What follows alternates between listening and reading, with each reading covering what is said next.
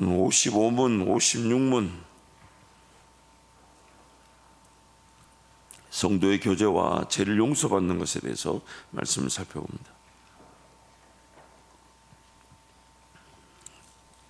제55문 성도의 교제를 당신은 어떻게 이해합니까? 첫째, 신자는 모두 또한 각각 그리스도의 지체로서 주 그리스도와 교제하며 그의 모든 부요와 은사에 참여합니다.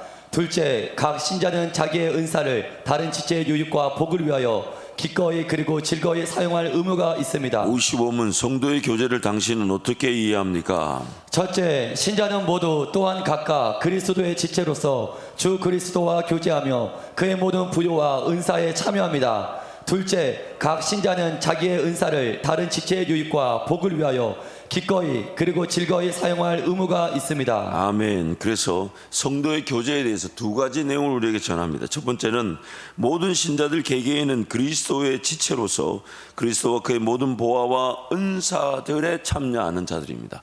그리스도와 연합하여 그리스도가 이루어 놓으신 모든 의가 우리에게 전가되어지고 모든 것들이 그리스도로 말미암아 우리에게 누려지게 되는 것입니다. 두 번째, 각 신자는 다른 지체들의 유익과 구원을 위하여 자신의 은사들을 기꺼이 기쁨으로 사용할 의무가 있습니다.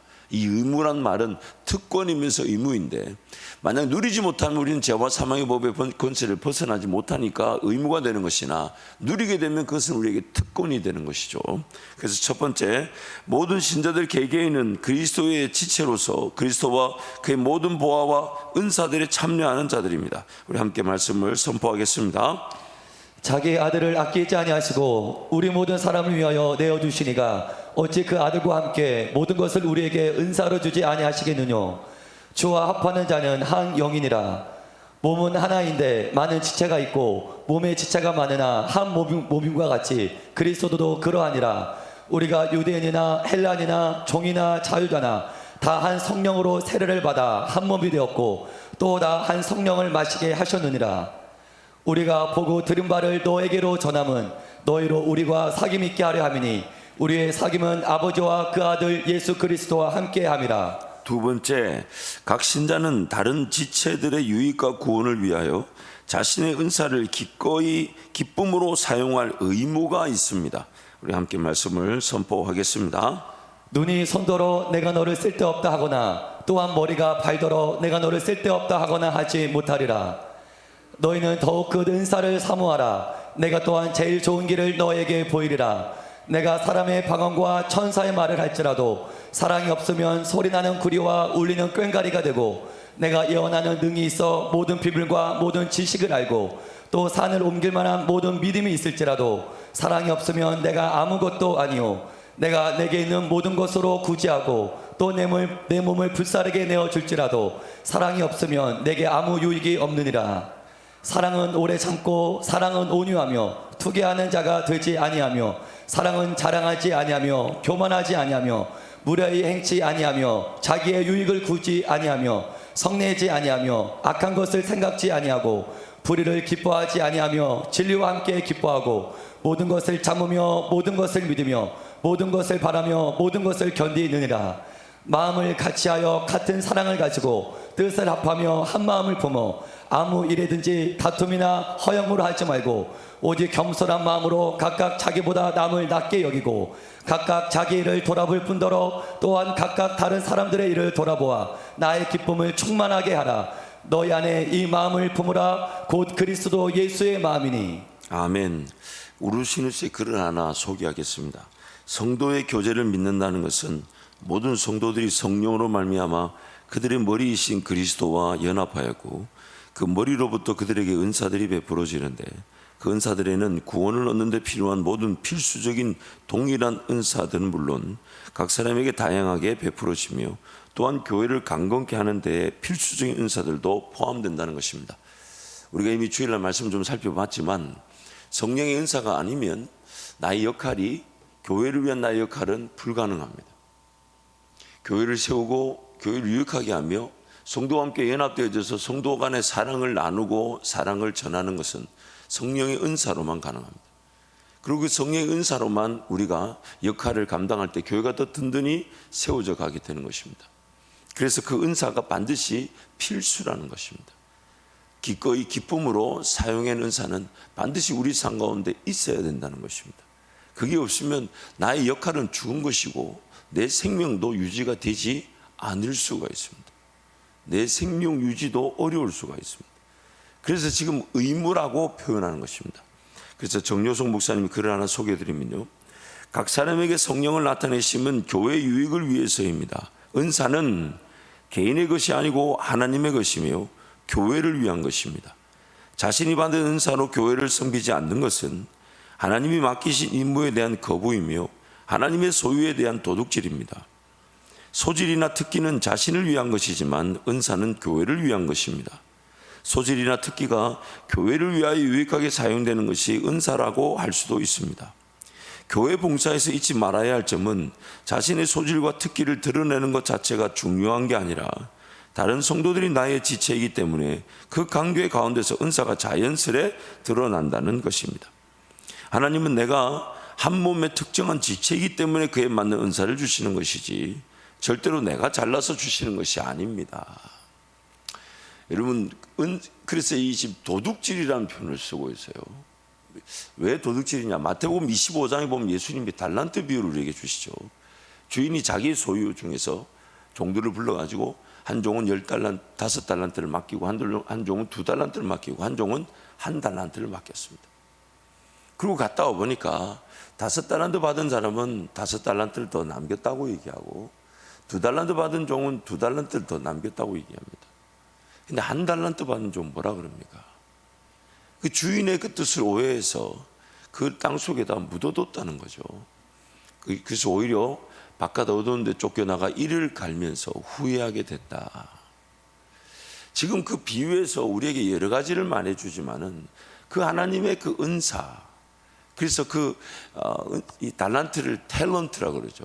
다른 말로 재능이라고 하기도 하고 은사라고 하기도 합니다. 지금 성경이 그 달란트 비유에서 지금 꼬집고자 하는 건 뭐냐면, 그러면 그 종은 달란트를 숨겨두었다면 주인이 자기에게 맡겨진 삶, 자기의 시간, 자기의 삶은 뭐하며 살았단 얘기일까요? 주인이 자기에게 5달란트, 2달란트, 1달란트를 맡기고 갔다가 오는 그 시간 동안 1달란트를 땅속에다가 숨겨두고 살았다면 그럼 그 삶은 무엇을 위해 살았고 왜 살았고 어떻게 살았을까요? 그 지금 달란트 비유의 가장 핵심이 이것입니다.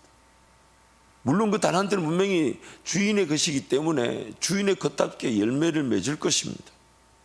기회가 분명히 있을 것입니다. 그런데 지금 5달란트를 5달란트, 2달란트, 2달란트를 남겼다. 그 은혜도 있지만 땅 속에 묻혀질 위기가 있다는 것을 우리에게 말하는 거죠. 그러면 그 1달란트 받은 종은 그 주인이 맡기고 떠난 다시 돌아오는 그 기간 동안 어떻게 살았을까요? 뭘 위해 살았을까요? 왜 살았을까요? 자신의 그 시간과 그 삶이 주인의 것인데, 그래서 주인은 그 합당한 달란트를 그렇게 맡긴 건데, 그 성경에 나옵니다. 각각 재능에 따라 달란트를 배분했다고 얘기합니다. 사실 그 1달란트의 가치만 해도 엄청난 가치가 있다고 우리 이미 많이 들어 알고 있습니다. 그 자체가 작은 돈이 아니었어요. 그러면 그 1달란트를 땅속에 파묻어둔다.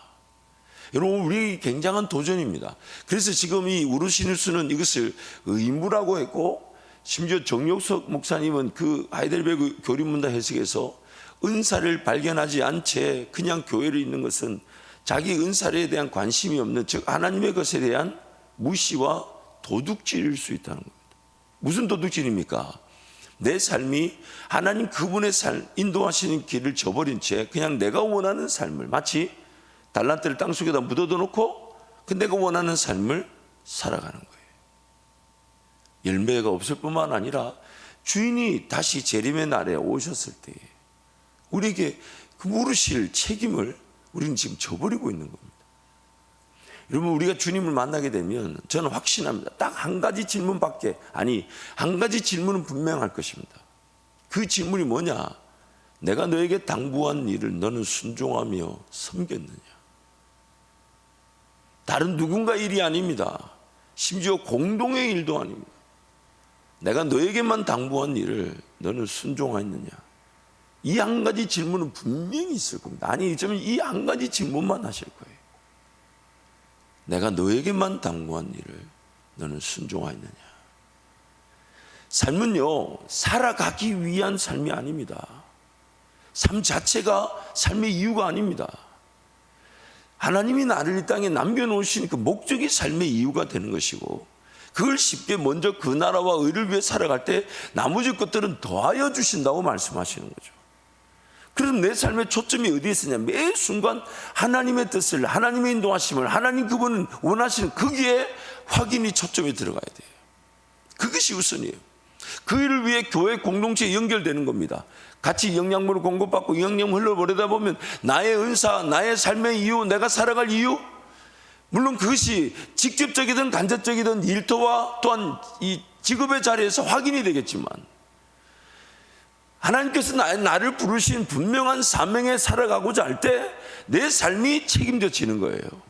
그래서 어떤 사람들은 그 직접적인 사역의 자리에서 먹고 마시고 입는 걸 염려하지 않으면서 직접적인 사역자로 살아가는 사람이 있는가 하면, 어떤 성도는 간접적인 사역의 자리에서 그 영향력, 그 가치를 드러내면서 삶을 살아가지만, 그러나 그 간접적인 자리에 있는 성도들마다 기도 제목이 뭐냐면 직접적인 복음 전파를 위해 내 삶이 쓰여지게 해달라는 것이죠. 왜냐하면 내 삶의 이유와 목적이 하나님께 있기 때문에, 하나님께 있기 때문에. 그래서 빨리 교회 공동체 안에 연결되어져 사랑을 받고 사랑을 실천하고, 뭔가 내가 하는 일이 궁금하다면요, 빨리 그 사랑을 실천해 보십시오. 교회를 섬겨 보십시오. 헌신해 보십시오.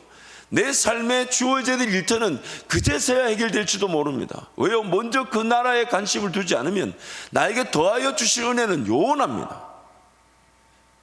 주님이 계속 평생의 질문을 던지시죠. 너 왜 살아야 되냐? 예수 믿고 구원 얻었다 왜 남겨져 있냐? 너 왜 사냐?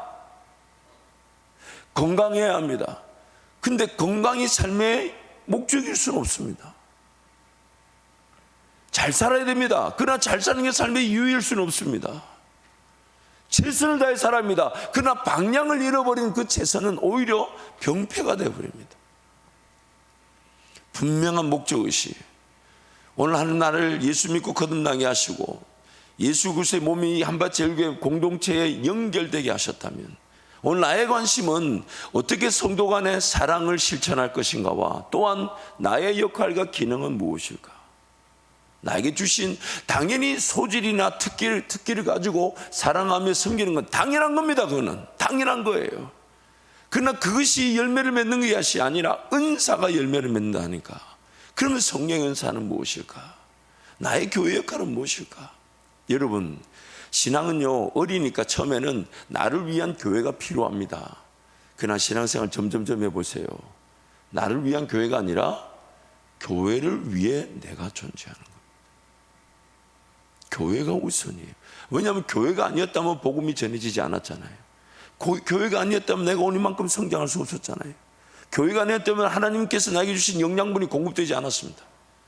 그래서 그 죽어왔던 그 영혼 한 영혼을 위해 교회가 힘들지만은, 그래서 그 교회에게는 그 영혼에게는 교회가 필요하지만, 그러나 교회를 위해 내가 존재하는 것입니다. 그래서 주님의 은혜를 누리게 되고 주님과 함께 동행하게 되는 것이죠. 자칫 잘못하면 나를 위해 교회라 생각하면 이 교회 공동체의 우선순위를 두기보다는 내가 말씀 듣고 내가 기도하고 내가 은혜 받고 나를 위해 그러나 그것이 자칫 잘못하면 몸에서 떨어져 나간 가지에서 햇빛과 비를 사모하는 일일 수 있다는 겁니다. 그러면 죽었는데 아무리 좋은 햇빛을 공급받고 비를 공급받으면 뭐합니까? 생명 자체가 끊어져 있는데. 그래서 교회를 위해 내가 존재할 때 나에게 주실 은혜는 당연히 주어지게 되는 것이. 그래서 사도 바울은 그리스도의 남은 고난, 즉 교회를 위한 고난을 자기 몸에 채운다고 그렇게 표현하는 거예요. 우리는 교회를 위해 존재하고 있습니다. 교회를 위해 살아가는 겁니다. 교회를 세우기 위해 남겨진 것입니다. 그 교회가 바로 예수 그리스도의 몸이기 때문입니다. 몸이기 때문입니다. 그러나 그 교회는 어제 우리가 말씀드린 대로 여전히 볼 때 정말 부족한 게 많고 연약한 게 많고 문제가 많고 아쉬움이 많고, 비단 교회 공동체뿐만 아니라 내 개인을 봐도 그래요. 내 개인을 봐도 자랑할 게 하나도 없어요. 그러나 그것이 내가 성도라 불리고 교회라 불리는 것은 이유는 딱 하나라 그랬어요. 머리가 예수 그리스도시기 때문에. 예수 그리스도시기 때문에. 그래서 우리의 눈으로 그 교회를 형편을 따지지 않는 겁니다. 맡은 자들에게 구할 것은 판단이 아닙니다. 맡은 자들에게 구할 것은 충성입니다. 나를 어디에 어떻게 부르셨든지 간에 희생하고 수고하고 헌신하며 충성할 때 하나님 나에게 은혜를 주실 뿐만 아니라 교회가 세워지는 것으로 나에게 은혜를 베풀어 주시는 거예요. 그래서 내용을 좀 더 소개하면요, 오른쪽 새끼 발가락을 조금 다쳐도 왼발까지 아프게 됩니다. 오른쪽 새끼 발가락이 아프니 왼쪽 발에 체중이 실리고 얼마 지나지 않아 왼발도 탈이 나는 것입니다. 교회도 여러 지체로 이루어진 한 몸이기 때문에 어느 한 지체가 제 역할을 하지 않으면 다른 지체들이 그 역할을 대신 감당해야 합니다. 어떤 지체는 버티기 힘든 큰 하중을 받게 될 수도 있습니다. 자신의 게으름과 무지로 다른 지체들이 지나친 하중을 받지 않도록 주의해야 할 것입니다. 내가 오늘 역할을 하지 않으면요, 다른 지체가 하중을 받게 된대요. 결국 나도 죽고 그 지체도 죽게 되는 거죠. 여러분도 아마 경험 있을 거예요. 저는 이게 사랑니, 하나님 은혜로 사랑니가 통증이 없이 잘 자라줘가지고 지금까지 잘 쓰고 있는데, 최근 들어 오른쪽 이 밑에 사랑니를 제가 이렇게 뽑게 되었어요. 근데 그 뽑으면서 우리 치과 우리 집사님이 저한테 그런 거예요. 목사님, 이 오른쪽이 밑에 사랑니가 뽑게 되면 위에 사랑니가 아마 곧 흔들려서 뽑아야 될지도 모를 겁니다. 왜냐하면 밑에 사랑니가 받쳐주지 않기 때문에. 오늘 내가 건강한 것은 옆에 있는 지체가 건강하기 때문이에요. 그리고 옆에 있는 지체가 건강하면 내가 어려울 때 내가 건강해질 수가 있는 것입니다. 그리고 또한 그 건강이 우리 자기만의 역할을 위한 에너지 공급, 생명의 유지가 되어서 각 성도가 자기 역할을 감당하는. 그러므로 지금 정말 하나님의 말씀을 사모하며 은혜를 강구하는 사람마다 반드시 전제되어야 되는 것은 서로 사랑하는 것과 나의 은사는 무엇일까? 나는 교회 안에 어떻게 섬겨야 될까? 어떻게 헌신해야 될까? 어떻게 수고해야 될까? 어떻게 충성해야 될까? 어떻게 하나님께 희생해야 될까? 그게 기도 제목이 돼야 돼요. 왜냐하면요, 인생에 많은 문제들이, 어려움이 여전히 산더미처럼 쌓여 있어도 내가 살아갈 이유는 그 문제의 어려움을 해결하기 위해 사는 게 아닌 거예요. 아니에요. 내 삶의 이유는 수많은 인생의 짐이 있어도 주님의 짐을 지기 위해 살아가는 거예요. 여러분, 문제 어려움이 있습니다. 주님이 분명히 그거 알고 계실 거예요. 그럼 그거 해결되지 않으면 나는 주의 길 안 걸어갑니까? 문제 어려움이 아직 여전히 남겨져 있어요. 그러면 그게 있지만 주님 날 부르시면 안 따라갑니까? 심지어 뭐라고 합니까? 죽은 자들은 죽은 자들도 장사하게 하고 너는 나를 따르라. 왜냐하면 우리는 남겨진 삶의 이유가 주님 따르기 위함이에요. 그래서 날마다 자기를 부인하고 자기 십자가를 지고자 하는 것은 주님 따르는 것만이 생명의 길이고 주님 따르는 것만 내 삶의 이유이자 목적이기 때문이에요.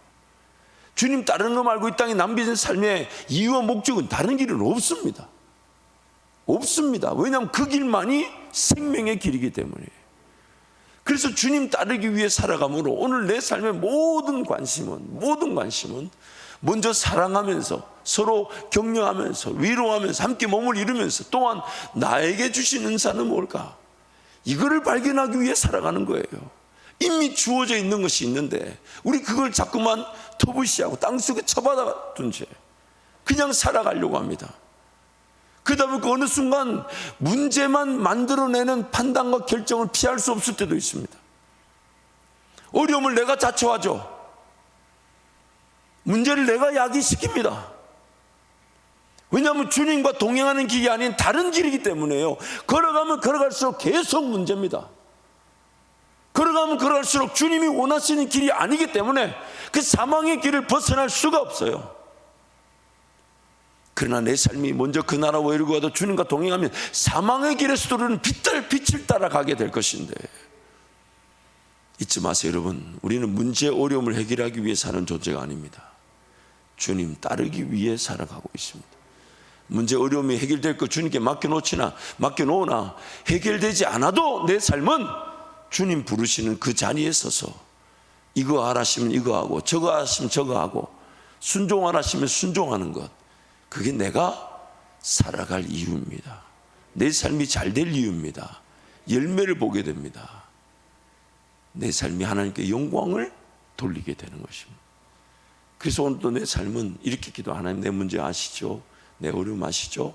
하나님 저에게 은혜를 베풀어 주셔서 그것을 주님께 더 맡겨놓고 염려, 근심, 걱정, 두려워하지 않도록 도와주시되, 오늘 나는 무엇을 위해 살까요? 오늘 나에게 어떤 기회가 있습니까? 오늘 나에게 나는 어떤 은혜의 길로 인도하실 겁니까? 사명의 길로 인도하실 겁니까? 누구를 섬길까요? 어디서 어떻게 무엇을 순종할까요? 또 저만은 제 아내가 항상 하는 말이, 항상 당신이 제일 많이 은혜 받는 것 같더라. 여러분, 그거면 된 거예요. 저는 확신하면 그거면 된 거예요. 여러분 은혜 받고 안 받고는 저에게 달려있지 않으니까. 목사 은혜 받으면 그걸로 할렐루야 아멘이에요. 저는 항상 부흥회 때 하나님 나에게 은혜를 주십시오. 물론 우리 성도들이 은혜가 주어질 줄 믿습니다만은, 목사 은혜 받으면 그걸로 할렐루야 아멘이지. 제가 아내가 그런 말하면 예전에 막 대들다가도 주여 저들의 죄를 용서하여 주옵소서. 어쨌든 여러분, 오늘 우리는 사명 따라 살아가는 거잖아요. 예수 따르기 위해 사는 겁니다. 인생 문제 어려움 그거 주님께 다 맡겨 놓으세요. 그러면서 오늘 또 주님 나에게 무엇을 원하십니까? 한번 따라할까요? 어디서 어떻게 무엇을 순종할까요? 어디서 어떻게 무엇을 순종할까요? 왜냐하면 그 순종이 믿음의 역사의 열매를 거둘 것이기 때문입니다. 자, 56문. 제3에 관하여 당신은 무엇을 믿습니까? 그리스도께서 하나님의 의를 만족시키셨기 때문에 하나님께서는 나의 모든 죄와 내가 일평생 싸워야 할 나의 죄악된 본성을 더 이상 기억하지 않으십니다. 오히려 하나님께서는 은혜로 그리스도의 의를 나에게 선물로 주셔서 결코 정죄함에 이르지 않게 하십니다. 56문. 제3에 관하여 당신은 무엇을 믿습니까? 그리스도께서 하나님의 의를 만족시키셨기 때문에 하나님께서는 나의 모든 죄와 내가 일평생 싸워야 할 나의 죄악된 본성을 더 이상 기억하지 않으십니다. 오히려 하나님께서는 은혜로 그리스도의 의를 나에게 선물로 주셔서 결코 정죄함에 이르지 않게 하십니다. 그래서 오늘 제3에 관한 내용을 4가지를 우리에게 소개하는데, 첫 번째는 하나님께서 그리스도께서 만족시켜 주신 의로 인해 우리의 모든 죄를 용서하시고 기억하지도 생각지도 않으신다는 것입니다. 두 번째는 하나님께서 나의 제약된 본성과 싸워 이길 수 있도록 성령으로 함께 하신다는 것이고, 세 번째는 하나님께서 그리스도의 의를 나에게 전가시켜 주셔서 의인으로서의 삶이 살아칠 수 있도록 인도해 주십니다. 네 번째는 하나님께서 그리스도께서 만족시킨 의로 인해 우리를 정죄하지 않으신다는 것입니다. 첫 번째, 하나님께서 그리스도께서 만족시켜 주신 의로 인해 우리의 모든 죄를 용서하시고 기억하지도 생각지도 않으십니다. 함께 선포합니다. 저가 내 모든 죄악을 사하시며 내 모든 병을 고치시며 우리의 죄를 따라 처치하지 아니하시며 우리의 죄악을 따라 갚지 아니하셨으니 동이 서에서 먼 것 같이 우리 죄가를 우리에게서 멀리 옮기셨으며 그들이 다시는 각기 이웃과 형제를 가리켜 이르기를 너는 여호와를 알라 하지 아니하리니 이는 작은 자로부터 큰 자까지 다 나를 알미니라. 내가 그들의 죄악을 사하고 다시는 그 죄를 기억지 아니하리라. 여호와의 말이니라. 다시 우리를 긍휼히 여기셔서 우리의 죄악을 발로 밟으시고 우리의 모든 죄를 깊은 바다에 던지시리다. 이는 하나님께서 그리스도 안에 계시사 세상을 자기와 화목하게 하시며 저희의 죄를 저에게 돌리지 아니하시고 화목하게 하는 말씀을 우리에게 부탁하셨느니라. 아멘. 두 번째, 하나님께서 나의 제약된 본성과 싸워 이길 수 있도록 성령으로 함께 하십니다. 함께 선포합니다. 내 지체 속에서 한 다른 법이 내 마음의 법과 싸워 내 지체 속에 있는 죄의 법 아래로 나를 사로잡아 오는 것을 보는도다. 오라, 나는 공고한 사람이로다. 이 사망의 몸에서 누가 나를 건져내랴. 우리 주 예수 그리스도로 말미암아 하나님께 감사하리로다.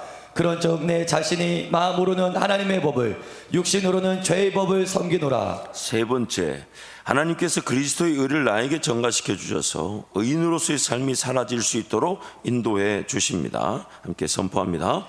모든 사람이 죄를 범하였음에 하나님의 영광에 이르지 못하더니 그리스도 예수 안에 있는 구속으로 말미암아 하나님의 은혜로 값없이 의롭다 하심을 얻는 자 되었느니라. 그런즉 한 범죄로 많은 사람이 정죄에 이른 것 같이 의의 한 행동으로 말미암아 많은 사람이 의롭다 하심을 받아 생명에 이르렀느니라. 한 사람이 순종치 아니함으로 많은 사람이 죄인 된 것 같이 한 사람이 순종하심으로 많은 사람이 의인이 되리라.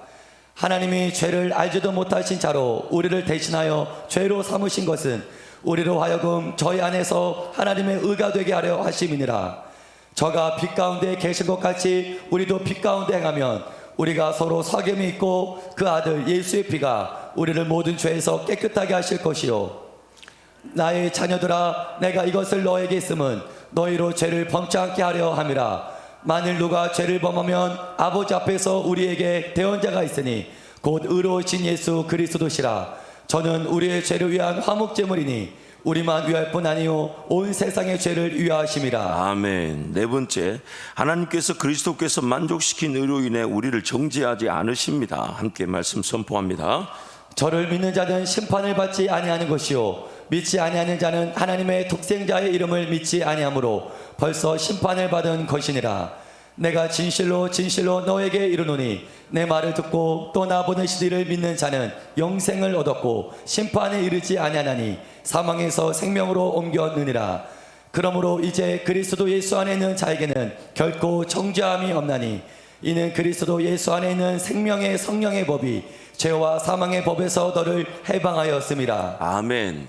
우리 이 모든 심판을 당하지 않고 정죄를 받지 않고 또한 심지어 우리의 죄를 기억지도 생각지도 않으신다는 것은 하나님께서 우리를 그리스도로 말미암아 자녀 삼으셨기 때문입니다.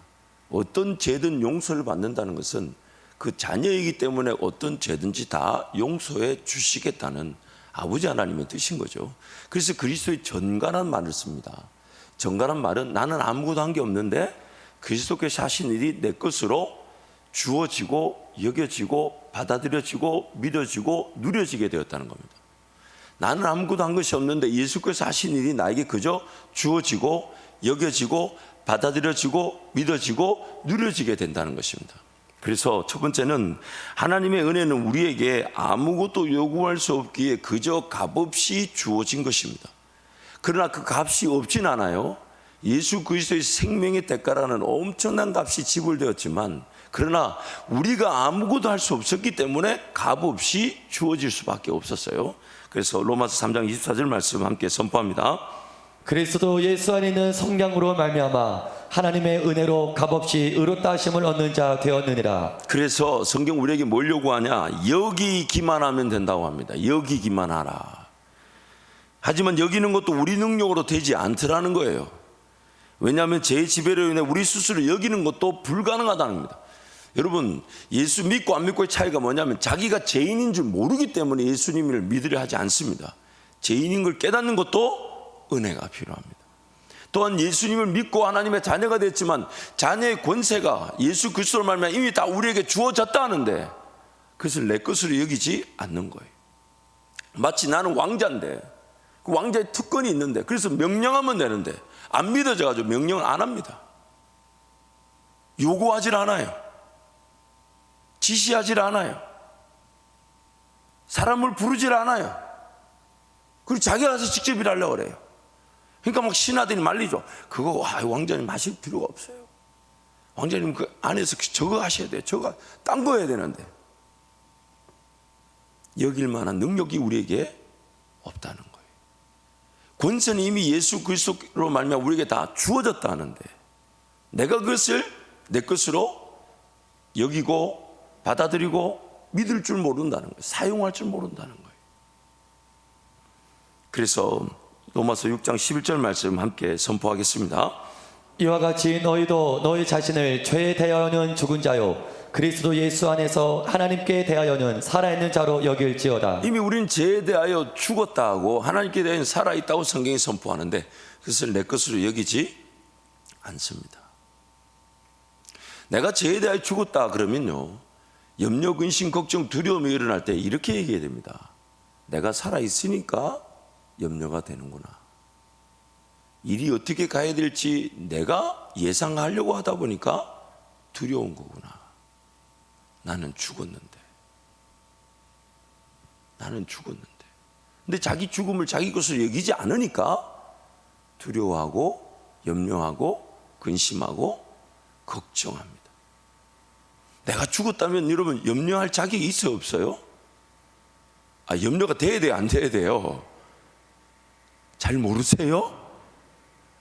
안 죽어봐 그래요. 안 죽어봐가지고 내가 죽었다면 그 염려할 자격이 없죠. 근데 육신이 펄펄 살아있다 보니까 염려를 하더라 이 말이에요. 그래서 죄에 대해는 어떻게 죽은 자로, 죄에 대해 죽은 자로 여기라 라고 합니다. 또한 지금 이 아무것도 일이 되지 않는 것처럼 보여도 내가 하나님께 대하여는 산자로 여기라 하셨으니 하나님께서 지금 이후로부터 내 길을 인도해 주실 것을 받아들이라는 것인데 그것조차 안 받아들여지죠. 그래서 엉뚱한 거 붙잡고 염려하다 보니까 그런 일이 안 일어나는데 그런 계획을 세우고 그게 돈 쓰고 그게 시간 쓰고 그리고 돈 쓰고 시간 써놓으니까 또 그거 아깝다고 붙들고 있고 기아이 그거 잃어버릴 때까지 붙들고 있는 그 시간을 얼마나, 물질을 얼마나 낭비하고 허비하게 됩니까? 그 인생이 거기서 허비되어 버려요. 그렇게 두려워할 일이 아닌데 그거 두려워해가지고 막 덥석덥석 안 묻거나 일해야 된다 싶어가지고 하나님의 인도하심을 기다리지 못하는데 덥석 물어버리죠. 그 얼마나 거기서 인생이 낭비되어 버립니까? 나는 죄에 대하여 죽은 자로 여기라는 것은 철저하게 내 죽음을 인식하고 하나님을 기다리라는 것이며 하나님께 대해 산 자로 여기라는 건 하나님 그분이 나를 새 생명의 길로 인도해 가실 것이라는 것을 여기라는 것인데 여길 줄 모르죠. 펄펄 살아있어서 그래요. 그래서 죄의 지배로 인해 믿어져야 할 것이 믿어지지 않을 뿐 아니라 그저 받아들이고 여겨야 할 것들도 불가능합니다. 요한복음 16장 8절 11절 함께 선포합니다. 그가 와서 죄에 대하여 의에 대하여 심판에 대하여 세상을 책망하시리라.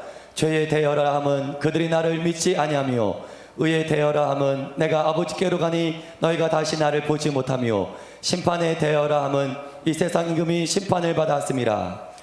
죄에 대해서도 모르고 하나님 그분이 살려주실 의에 대해서도 모르고 심지어 죽고 난 다음에 심판을 당하는데 심판을 당해서도 전혀 관심이 없대요. 그래서 성령께서 꾸짖어 주시고 깨닫게 해주시고 책망시켜 주신다. 모르니까. 그러므로 성령 하나님께서 우리의 모든 것들을 밝혀주시고 깨달아야 할 것은 깨닫게 하시고 알아야 할 것은 알게 하시고 또한 믿어져야 할 것을 믿어지게 하십니다. 로마서 8장 16절 함께 선포합니다. 성령이 친히 우리의 영과 더불어 우리가 하나님의 자녀인 것을 증언하시나니. 성령이 친히 우리와 더불어 우리가 하나님의 자녀인 증언한다는 말이 참 웃긴 얘기예요. 내가 하나님의 자녀인 줄 모르니까 성령이 나에게 하나님의 자녀라고 자꾸 얘기해 주시는, 확인시켜 주시고 증언해 주시고 증거를 보여주시고 그것을 다른 말로 우리를 성령으로 인치셔서 보증하신다라고 말합니다.